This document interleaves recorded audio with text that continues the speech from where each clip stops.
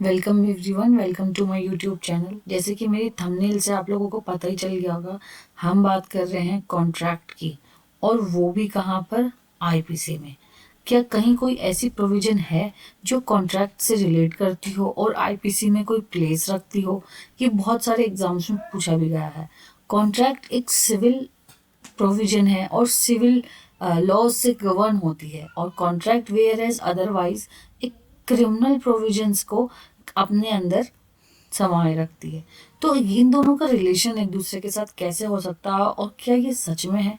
तो इसका आंसर है यस। कॉन्ट्रैक्ट की प्रोविजन आईपीसी में है, और वो दी गई है चैप्टर नंबर 19 में।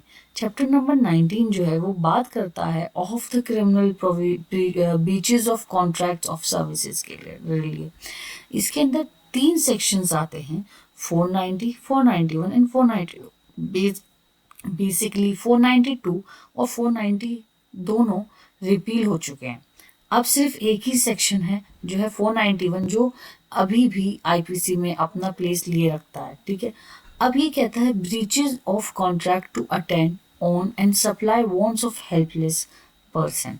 अब यहाँ मैं फर्दर मूव ऑन करने से पहले मैं आपको बताना चाहती हूँ कि जो कॉन्ट्रैक्ट आईपीसी में आते हैं वो कॉन्ट्रैक्ट्स कौन से हैं? वो हैं कॉन्ट्रैक्ट्स ऑफ सर्विसेज।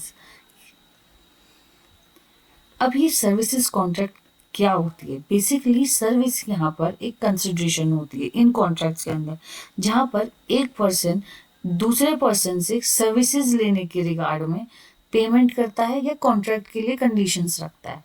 वो कॉन्ट्रैक्ट्स ऑफ सर्विसेज होते हैं, और ये कॉन्ट्रैक्ट ऑफ सर्विसेज जो हैं वो आईपीसी में गवर्न करे जाते हैं बाय 491।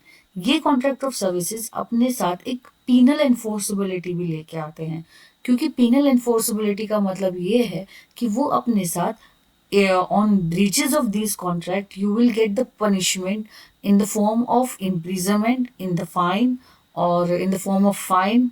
ठीक है, so therefore these contracts of services will enforce by penal provisions.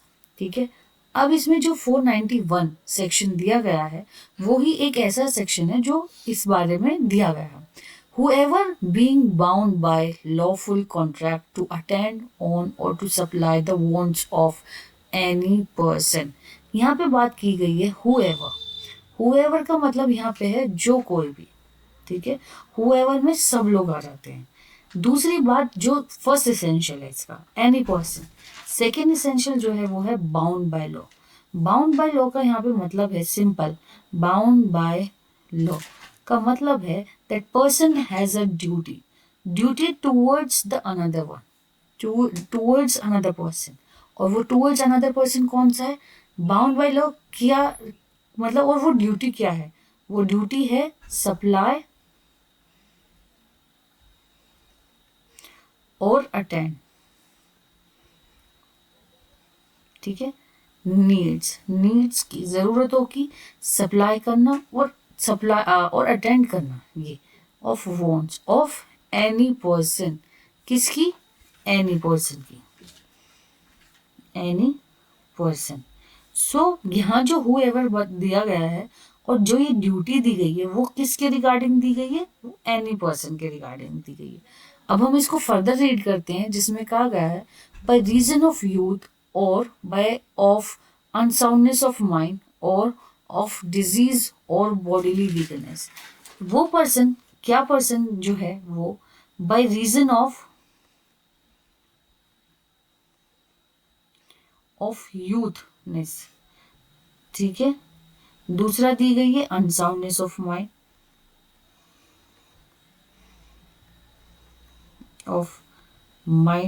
ठीक है। थर्ड दी गई है उसको डिजीज हो, और फोर्थ दी गई है उसको बॉडीली वीकनेस। सो ये 4 ऐसे सर्कमस्टेंसेस हैं जिसकी वजह से वो अपनी नीड्स को फुलफिल नहीं कर पा रहा है और दूसरे पर्सन को ड्यूटी बाउंड कर रहे हैं। ठीक है, बाय लॉ। तो इन रीजंस की वजह से ये 4 सर्कमस्टेंसेस में is helpless or incapable of providing for his own safety or of supplying his own wants। ना वो अपनी सेफ्टी कर पा रहा है, ठीक है, ना ही वो अपनी नीड्स को फुलफिल कर पा रहा है, ठीक है। तो वो क्या कर रहा है, voluntarily omit so to do. ये पर्सन जो बाउंड बाय लॉ है वो अपनी ड्यूटी को क्या कर रहा है, ओमिट कर रहा है। ओमिट का मतलब होता है ओमिशन, ओमिशन का मतलब होता है कर ही नहीं रहा है, ठीक है। shall be punished with imprisonment of either description for a term which may extend to 3 months or with fine or which may extend to 200 rupees or with both। Basically यहाँ जो पनिशमेंट दी गई है वो कितनी दी गई है, 3 मंथ्स तक की इम्प्रिजनमेंट होगी, 200 रुपीज तक का फाइन हो सकता है, या फिर दोनों भी हो सकते हैं, ठीक है, या फिर दोनों भी हो सकते हैं। सिंपल मैं इसे एक बार और आपको रिपीट करके दिखा देती हूँ।